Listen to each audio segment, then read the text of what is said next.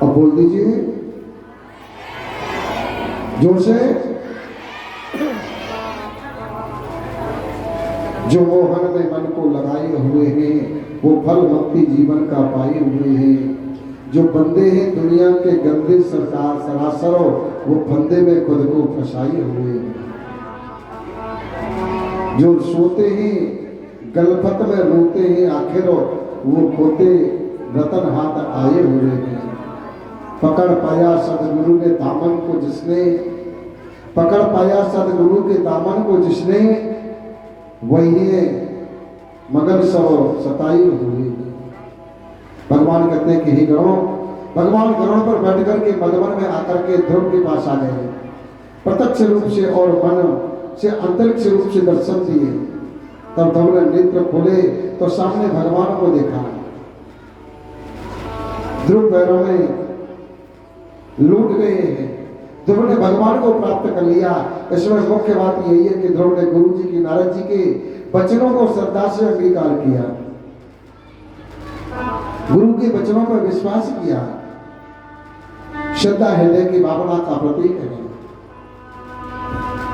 इससे मनुष्य का जीवन सफल होता है, परम धन प्राप्त करके सुखी हो जाता है। ऐसा व्यक्ति निर्धन होते हुए भी धनवान को दान दे सकता है। सत्ता रहित होने पर होते हुए भी सत्ता दान में दे सकता है। उस परम तत्व की श्रद्धा का फल अद्भुत होता है। भगवान ध्रुव से बोले कि पुत्रो, मैं तुम पर प्रसन्न हूं, तेरा कल्याण होगा, तुझे वह पद प्राप्त होगा जो आज तक किसी को नहीं मिला है। बोले राधे राधे। मेरा बहुधाम समस्त लोगों को से नमस्कृत सप्त ऋषियों के ऊपर, वहां पहुंच करके कोई प्राणी फिर वापस नहीं लौटता। परमात्मा पद से सूर्य प्रकाशित नहीं होता, चंद्रमा तारे भी नहीं चमकती, बिजली की चमकती, फिर आग भी की तो बात ही क्या है। उसके प्रकाशमान होते ही सब प्रकाशित होता है, उसी के प्रकाशमान से सब कुछ भासता है। भगवान का आशीर्वाद सुनकर के ध्रुव का मन भगवान की प्रार्थना करने को हुआ, परंतु बोले कैसे भगवान के ध्रुव ने कपोलों के शंख को लगाया, परंतु ध्रुव ने भगवान की स्तुति की। भगवान बोले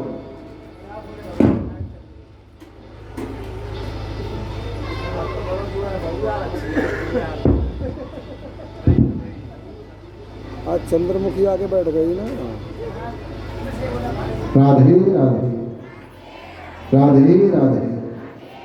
भगवान बोले ध्रुव, अब तुम पिता तुमको राज्य देकर के तपस्या को चला जाएगा। तू 36,000 वर्ष का राज्य करोगे, उसके बाद तू मेरे द्वारा कहे गए ध्रुव पद को प्राप्त करोगे, मेरे कहे गए ध्रुव पद को प्राप्त करोगे।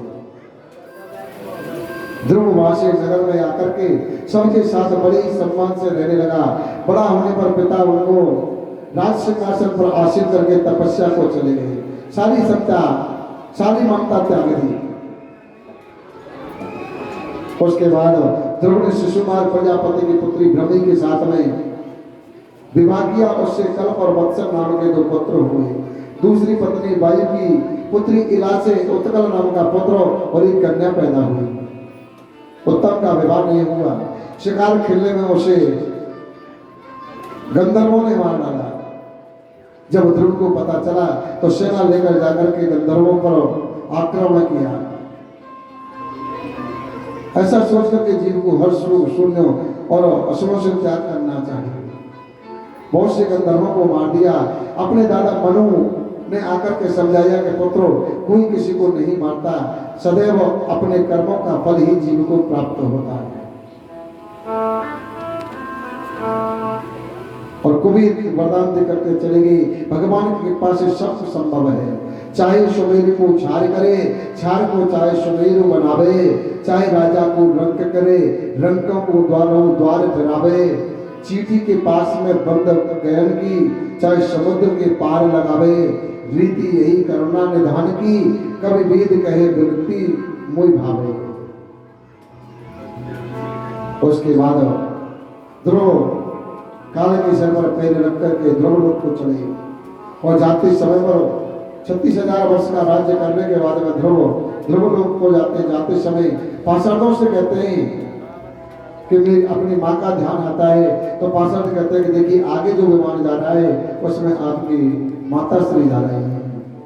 आगे सुखदेव स्वामी परंजन आख्यान, प्राचीन वही आख्यान आदि की कथा सुखदेव स्वामी राजा परीक्षित को कहते हैं और प्रियवत चरित्र आदि की कथा सुखदेव स्वामी राजा परीक्षित को सुनाते हैं।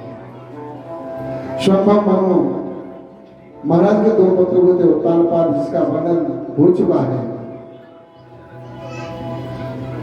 परीक्षित कहते हैं गुरुदेव, परम भागवत आत्मृत प्रियचंद्र घर में कैसा भ्रमण करते थे, क्योंकि घर के बंधन के कारण ही कर्म का बंधन और स्वरूप का अज्ञान होता है। सुखदेव जी बोले राजन,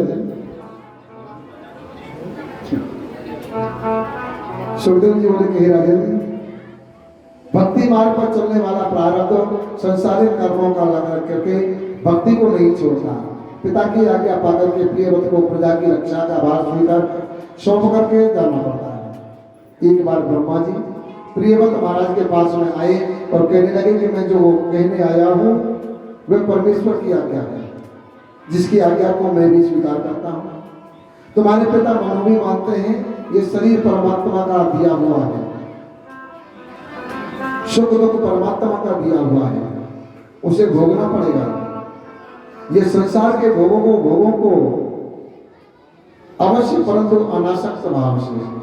प्रियव्रत के 11 अरब वर्ष तक राज्य किया।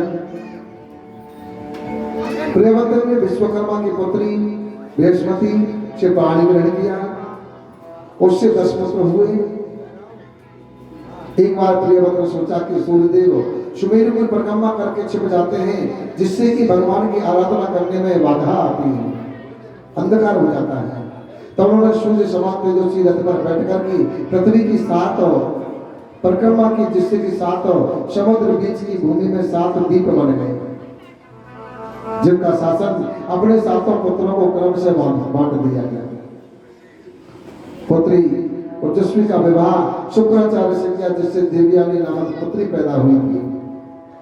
ऐसे ईश्वर भक्तों प्रियव्रत के कर्मों की कौन बराबरी कर सकता है? बोले राधे राधे। आगे कथा के अग्नि चरित्र और नाभि पुत्र भरत और ऋषभदेव का चरित्र आदि की कथा सुखदेव स्वामी राजा परीक्षित को कहते हैं। सुखदेव जी कहते हैं कि राजन,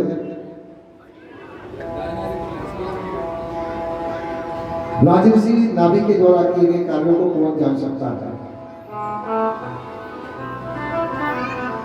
जिनके द्वारा जो पुत्र प्राप्ति किया गया था, ऋतुजोनों को कियो प्रसन्न होकर के भगवान हरि के दर्शन दिया, वरदान मांगने को कहा, तब पंडित बोले कि प्रभु राजऋषि नाभि आप जैसा ही पुत्र चाहते हैं। भगवान कहते हैं आप सरस खोजो करूं जाई, नभ तब तैन हो गए आई। मेरे जैसा दूसरा कोई नहीं है, मैं स्वयं ही इनके पुत्र रूप बनकर के आकर के जन्म लूंगा। श्याम भगवान मेरु देवी के उदर से ही ऋषभदेव भगवान के रूप में अवतरित हुए। बोलिए ऋषभदेव भगवान की। बड़ा होने पर नाभि महाराज ने ऋषभदेव को राज्य सिंहासन पर आसीन कर दिया। सब समर्थ ऋषभदेव ने ईर्ष्या करके एक बार इंद्र ने वर्षा नहीं की, तो ऋषभदेव ने अपनी योग माया से सारे अजनाब खंड में वर्षा करवा दी। अपने पुत्र के इस अलौकिक कार्य को देखकर के नाभि महाराज में बड़ा हर्ष हुआ। अब तो राज्य का सारा भार ऋषभदेव को सौंप करके मेरु देवी के साथ में तपस्या करने के लिए वन को चले गए। ऋषभदेव ने इंद्र द्वारा दी गई जयंतनार की कन्या से विवाह किया। इनसे 100 पुत्र पैदा किए। सबसे बड़े पुत्र का नाम भारत था। इन्हीं के नाम पर अजनाब खंड का नाम भारत पड़ा।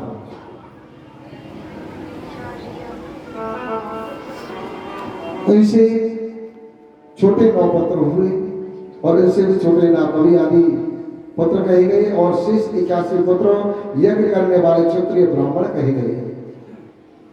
ऋषभदेव कहते हैं कि हे पुत्रों, यह मनुष्य का देह विषयों के लिए भोगने के लिए नहीं, बार बार मनुष्य का देह प्राप्त नहीं होता। शरीर तो विष्टाभोजी बारहा को भी अच्छा लगता है। अतः हे पुत्रों, विषयों का चिंतन छोड़ करके भगवान के लिए तपस्या करो। अपने मन को भगवान में लगा करके मुक्त हो जाओ। मन को उल्टे सीधे कामों में मत लगाइए। मन के मते न चालिए, मन के मते अनेक, जो मन को वश में करे वो साधु कोई एक। मन मतन कमाने नहीं, मन मतन कमाने नहीं, जब तक खता न खाए और जैसे विधवा स्त्री गर्भ रही पछताए। मन बच्ची जब तक उड़े, विषय वासना माए, ज्ञानवाद की जबट में जब लग आया ना। ये मन नहीं मानता। मन को ही समझाना बहुत कठिन है। वायु को वश में करना आसान है, परंतु मन को समझाना बहुत कठिन है। विशेष में भगवान कहते हैं कि जो मृत्यु के वैसी त्रस्त मनुष्य को मुक्त नहीं करता, वह तो न तो गुरु है, न स्वजन है, न पिता है, न माता है, न देवता है, न पति है। बोले राधे राधे।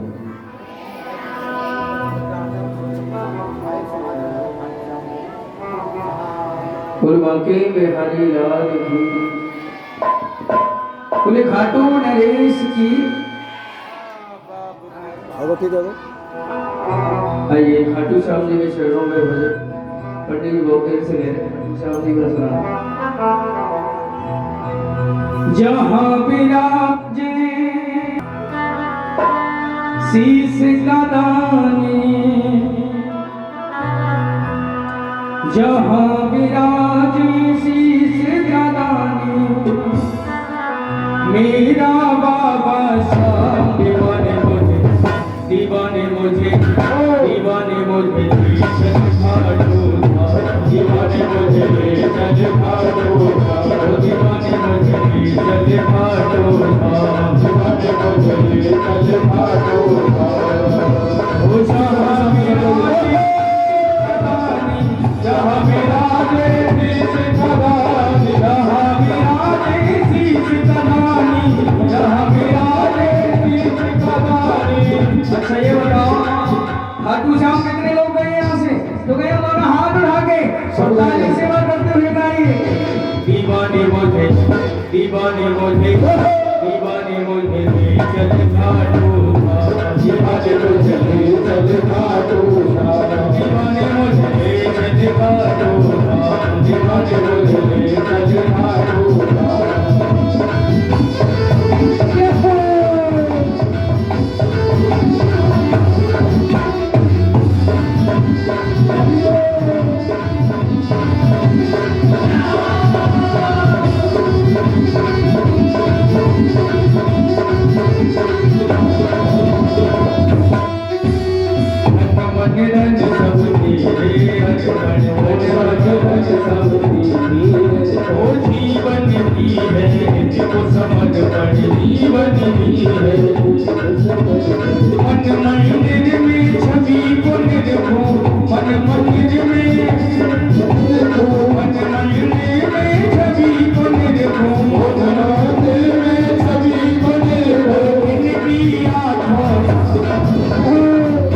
दीवाने मुझे, दीवाने मुझे, दीवाने मुझे चल खाटू, दीवाने मुझे चल खाटू, दीवाने मुझे चल खाटू, दीवाने मुझे चल खाटू। जहाँ विराजे शीश कदानी, जहाँ विराजे शीश कदानी, जहाँ विराजे शीश कदानी, जहाँ विराजे शीश कदानी, मेरा बाबा शाह दीवाने मुझे, दोनों हाथ उठा के गाइए। दीवाने मुझे चल खाटू, दीवाने मुझे चल खाटू।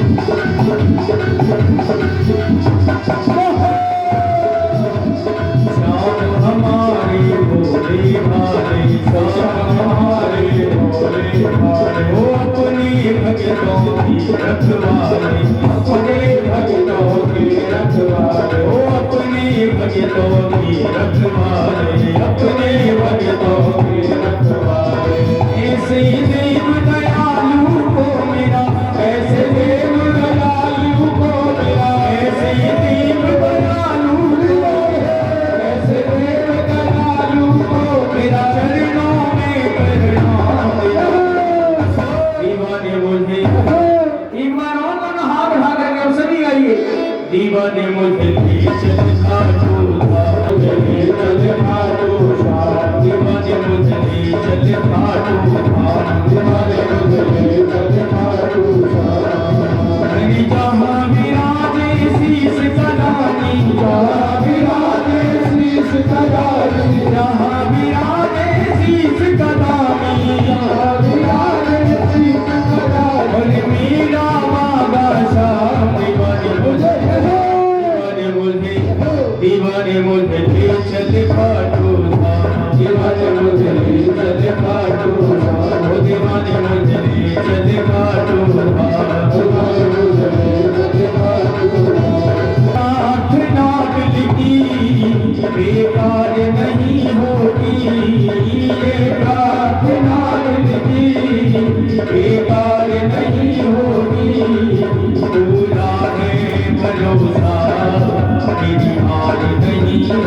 पूरा